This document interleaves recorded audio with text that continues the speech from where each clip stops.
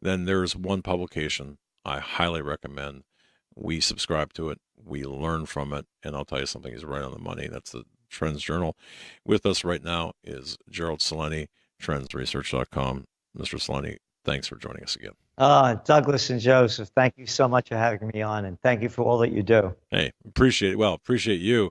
You know, you've been hitting the media this week, and as you have, for forever, and you've been hitting a lot of stuff right out of the park.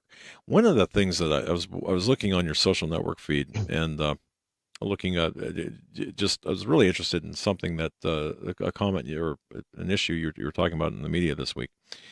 Iran could lead to World War III. Now, we knew that, we understood that, but you kind of have a pretty good grasp and take on this. I kind of want to lead off with that. What's up with Iran and where we stand today?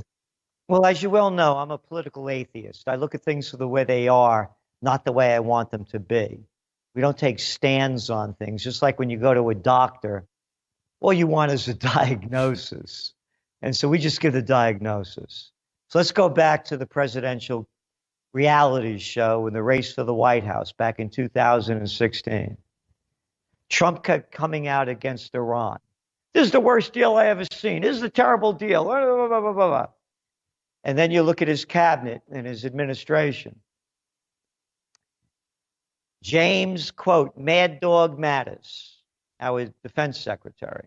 First of all, what adult would call himself Mad Dog? But then you go back to his quotes. What's the greatest danger in the world going back to 2012? I got three words: Iran, Iran, and Iran. And now we'll listen to Trump saying that, quote, Iran is the greatest supporter of terrorism in the world. And then we hear his Secretary of State, Rex. Here, Rex Tillerson. Iran, greatest terror threat in the world. Now, just to put this into context, Iran has not invaded a country in 250 years. Most Americans don't know that in 1953, oh, by the way, they just now released the CIA documents of the overthrow of Mossadegh in 1953 by the CIA and the MI6. Now, we have to remember, tracking trends is an understanding of where we are, how we got here, and where we're going. So why do we hate Iran? Let's go back to 1950. When does World War II end? About 1945, late 1945.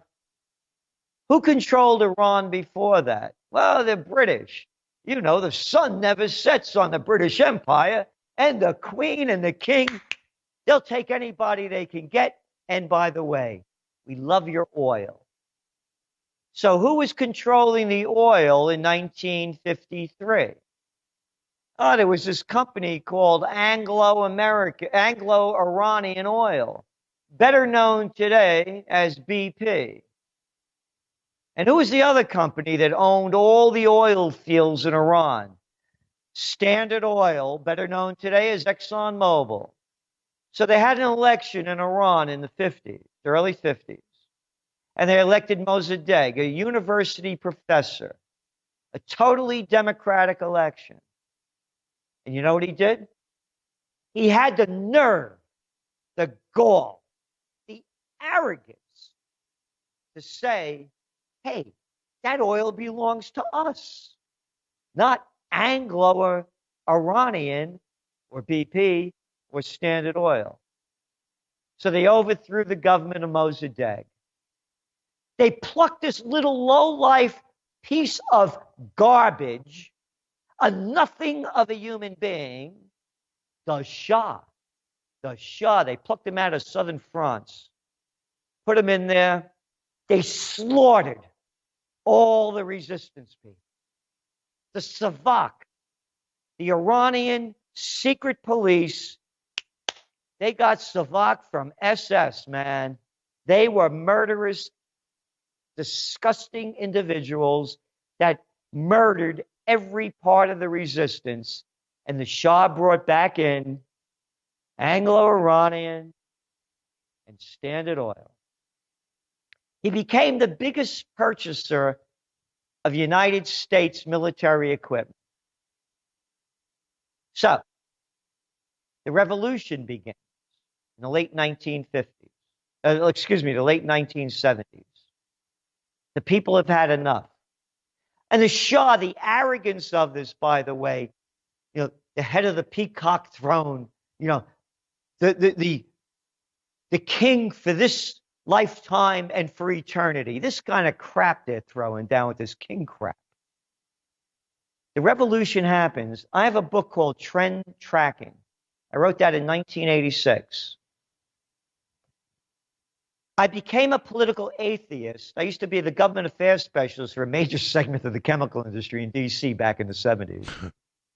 When Jimmy Carter was president, he goes to spend New Year's Eve with the Shah and his wife, him and Rosalind. And he comes back, and in those days, it was a big deal. The president landed on the South Lawn, they get out of the helicopter, they salute, And he announces to the American people that the Shah is the island of stability in the Middle East. And at that moment, I became a political atheist. I said, no, this thing's coming down, man. There's millions of people in the streets. Do you know what they were asking Americans? Close up your embassy. We've had enough of you. We want you out of here. You put in this brutal dictator that Jimmy Carter, the wonderful peanut farmer, peanut crap, man. I love these guys. Everybody plays that religious card that me and God got this connection as you're sending murderers to kill other people. Yeah, that Jimmy Phony Carter. Oh, people probably forgot when those American helicopters crashed trying to start the revolution going. And but anyway, going back, why Iran is in the headlights now. So, Americans refused to take out, they overthrew the Shah. America refused to close the embassy. And that's how the crisis started. Now let's fast forward. 2016. Trump is going on and on and on. Here we are in 2017, on and on and on. Now let's go to Trump's first overseas visit to the Saudis. Read the quotes. It's the Iranians. It's the Iranians. Oh, yeah, our Saudi friends, the murderers around the world, the beheaders in chief, overthrew Gaddafi, trying to overthrow Assad, one after another. Then he goes to Israel. We had now a Trends Journal many years ago, about 2011, 2012, when Netanyahu was at the UN and we did a cartoon bomb because that's what he brought in. That Iran had a fuse, the nuclear fuse. They're ready to blow up the world with their nuclear. Now he goes to Israel, warns us about Iran. What happened last week? Our great friends, the Saudis, now they put in this guy, 31-year-old war hawk that started the Yemen war under Obama, killed over 10,000 Yemenis. The United Nations came out today and said in Yemen, it's the greatest humanitarian crisis since 1945. But nobody knows this. United States, Saudis doing this. That's right. Who are they blaming? Iran. Yep. And now what they've done is they've cut out Qatar. Because when they had an election in Iran about 4 weeks ago, 70% of the people came out and voted. The emir of Qatar called up and congratulated the new president of Iran. That was one of the reasons why. They're isolating Iran. Now what happened in Syria? This is the other lying crap that came out from Trump. Just like all of the other people running for office, they'll lie their way into office. Oh, by the way, I was the assistant to the secretary of the New York State Senate at 23 years old. I ran the mayoral campaign in Yonkers, city of 300,000 people. I was the number 2 guy at 22 years old. I've been around this game a long time. I taught, designed and instructed American politics and campaign technology and taught it at St. John's University. I know the game.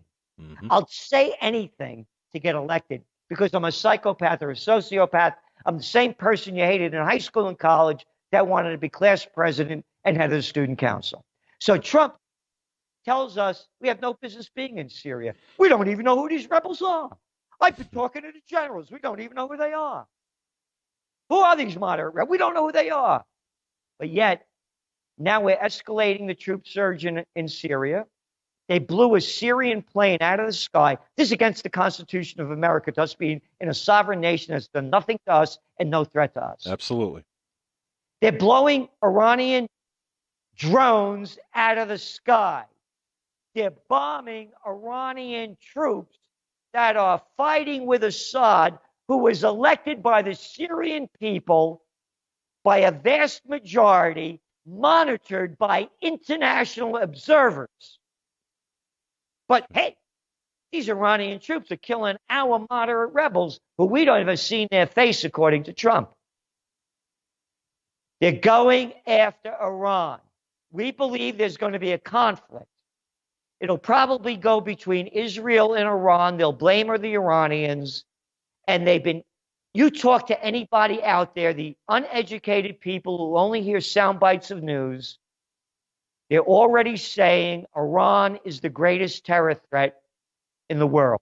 Not the Saudis, not the United States, who have been hiring all these mass murderers to overthrow Gaddafi, overthrow Assad. They're in Yemen. And Okay. I could go into Africa too, with Yep. Somalia, Sudan, Central Africa, Mali. But those are only facts. Well, yeah, only facts. Now, you mentioned something here, and this kind of, to me, flew under the radar of most American people. That transfer of power in Saudi Arabia, in the context of Iran and in the context of Syria, pretty important, right? I mean, you're Look what just happened 3 weeks ago. Terrorists slaughtered Iranians in their parliament and at the shrine of the Ayatollah. Who did the Iranians blame it on? The Saudis. yeah, Listen to this new, I love this crap. The king, the prince. Oh yeah, I read that. I think in one of my wonder books. I think it was the princess kissed the frog, and the frog became a prince, and then he became a king. How about a gang? What's this king and prince crap? It's a mafia. So anyway, they brought in this 30-year-old guy who started the Yemen war. Read his quotes. He is saying and said back in May that they were going to bring the battle to Iran. His words, not mine. yep. Do you think now? And this is one thing that, and I Oh, love. let me interrupt for 1 second Well, go ahead. because this is very important. Go ahead. Oil prices. All things are connected. We have a globalnomic system, is what we call it. For Saudi Arabia's budget to break even, they need oil to sell at $100 a barrel. What's it selling for now? 45. Ooh. What happened when they did that deal with Obama? They allowed the Iranians to sell more oil. There's a glut of oil on the market. The only way, and again, we've been on top of this forever, since actually almost to the date. 3 years ago in June, oil was selling for $115 a barrel. And the Saudi strategy was, we're going to keep pumping out more and more oil and knock out all these other producers that it cost them a lot to get it out of the ground. That was the Saudi strategy that failed. In Saudi Arabia, you have areas, a lot of Shia, of course, is being run by the Wahhabi Sunnis, that are stricken in poverty. You start going to these other countries that are oil rich, now they're becoming very poor. They're raising the taxes, putting value-added taxes on, cutting services. When all else fails, Doug, they take you to war. That's right. And that's what we're looking at. And it's not only in Saudi Arabia, it's United Arab Emirates. It's in Qatar, which is the largest supplier of LNG, liquefied natural gas. It's in Venezuela. It's in Brazil. It's all over the world. So what I'm saying is when we're looking at Iran, put the entire picture together, it's about money. It is. And with that, now, by the way, folks, Gerald Celente is our guest. I don't even think we need to introduce him. He needs no introduction. Trendsresearch.com is his website. Trends Journal. Folks, he's been talking about this, writing about this for the last, and he's right, 3 years. If you've had a subscription to Trends Journal, which you should, because it is history before it happens, and seriously, it's the best investment. Look, folks, before silver, before freeze-dried or long-term storable food, Trends Journal, because this will guide your decisions, and this is what we use as well. He's been addressing this for the last 36, 42 months, exactly what he's saying today. Again, history before it happens. But, Mr. Celente, have you ever seen conditions the way they are right now at any other time? I mean, we are on a war footing here, and Syria, as you said, Iran, and all the players all together. We're close, aren't we? I've never seen this before because there's also something else going on. And as you mentioned with the Trends Journal, and this is the cover, we have USA crossed out, no DSA, Divided States of America. All we need is a wild card. And this thing goes up in smoke. Again, all things are connected. Look at the equity markets. Again, we changed our forecast when Trump got elected. We said, oh, this market's going up. And people always say, it's just a Trump bump. No, it's not. It's real. But things have to happen to keep it going. Infrastructure has to happen. Tax breaks have to happen. Regulations have to be changed. None of that's happening to any significance. Then we have to take a look at the headlines in the Financial Times. What's going on in China? Again, all things are connected. It all comes back down to money. The major companies over there have been buying up company after company, property after property, Chinese companies all around the world. And now the government's clamping down on them because it's all leveraged. 20 years ago, Doug, 20 years ago, the Chinese total debt, corporate and government, was around $600 billion. Today, $30 trillion. What we're looking at, when you look at the geopolitical destabilization, the oil prices are, we have, and I'm not, you don't get it right all the time. Nobody does. This is human beings. We nailed the oil prices going back 3 years ago.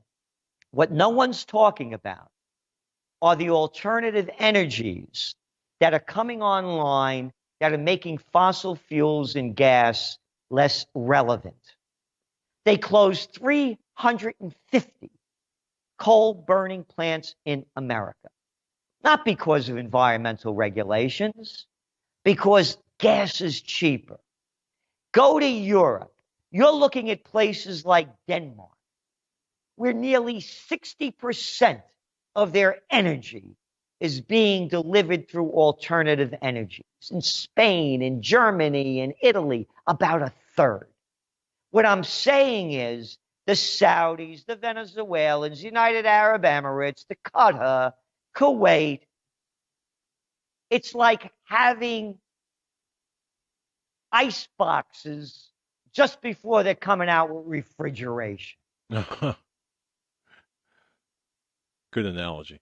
And they're in the ice business. Yep.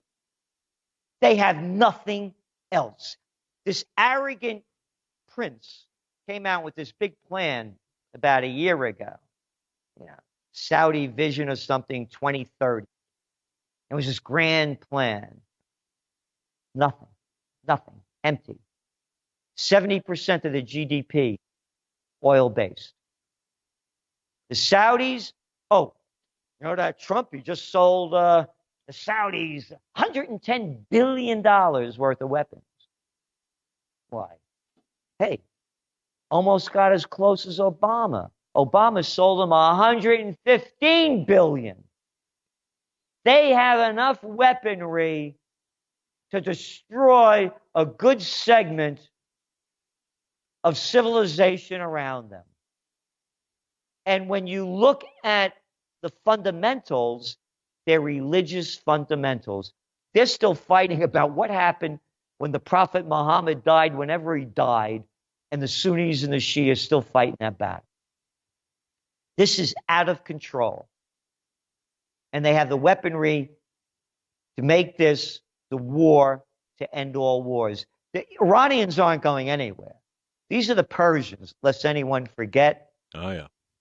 And lest anyone forget, another guy that they should bring up on war crime tribunals. You know, I hate these little boys with their bad attitude, and they can't fight their way out of a paper bag. Like that little piece of crap called Donald Rumsfeld, along with Penis Cheney. Oh, I should be proper. You may be bleeping me. Dick Cheney. And George Bush. Do you remember Donald Rumsfeld giving Saddam Hussein golden spurs to launch the war against Iran back in the 1980s, where over 1 million Iranians were killed, and they didn't give up 1 inch of territory? Oh, yeah. Oh, okay. Wow. That's right. Wow. And what did Iran do for that war? That all of these little low-life slimers like Rex Tillerson, here, Rex, come here, boy. Yeah, calling him the greatest terror threat. Like Mad Dog Mattis. Look up James Mad Dog Mattis's quotes. That's right. And amazing quotes, too, by the way. And don't hold back, Mr. Celente. Feel free. Just don't hold back. But, you know, I have a definition of hell. And I don't, you know, the motto of the Trends Journal taught to me by my dear father, and his soul rest in peace. When I was a young kid, I'd be shooting my mouth off. He'd look at me, and he'd give me a dirty look, and he'd say to me, Papagallo, parrot, stop repeating what everyone else is saying and think for yourself. So what I have to say is everything I say is this is the way we see it. You think for yourself. So when you say don't hold back, I have a definition of hell. And again, think for yourself. My definition of hell is taking that last breath and knowing you weren't the person you said you were or could have been. And when I talk about war and the destruction and the arrogance of the military-industrial complex, I'm tired of these guys walking around with their military drag and telling me how I should live my life when they haven't won a war since World War II, but we got another plan. Don't want to hear it anymore. And when I say put my money where my mouth is, I launched OccupyPeace.us. Oh. I had Ralph Nader here, Cindy Sheehan, who was a brave enough woman that camped out in front of George Bush's ranch when his son was killed in Iraq. I had Dr. Robert Thurman, Uma Thurman's father. Mm-hmm. I had Gary Null. I went into my pocket in 6 figures to make this happen. Couldn't raise any money. So when I say these things, they're not empty words. They're words that I believe of morality. And that's what this nation has lost. Its moral compass. Amen. We have no business being in these countries. It's against our Constitution. And I own 3 of the most historic buildings in America. I launched that from the most historic 4 corners in America because I am an American. And I could not be me if I was born in Altavilla Appena, Vica Quenz in Italy. I only could be me because I was born in the Bronx. And I got the freedom to be who I wanted to be. And I don't need these people telling me how I should live my life as they're robbing me of my freedom. And that's why I do what I do. And you do it well. Gerald Celente, thank you for your gift of time tonight. And I'm glad you spoke. I'm glad. Thank you. This was absolutely engaging. Trends Journal. Folks, I would urge everybody, if you've got any income, any wealth, concern for that, your lifestyle, subscribe. Be a subscriber to the Trends Journal. Mr. Celente, thank you so much. Please come back and visit us again. Oh, anytime. And by the way, we offer discounts for people that can't afford it. It's only $99 a year. And please remember, everyone, it does not take a majority to prevail, but rather an irate, tireless minority, keen on setting brush fires of freedom in the minds of men. Samuel Adams. Amen. Mr. Gerald Celente, thank you. Thank you. Network break coming right up. Stay right with us.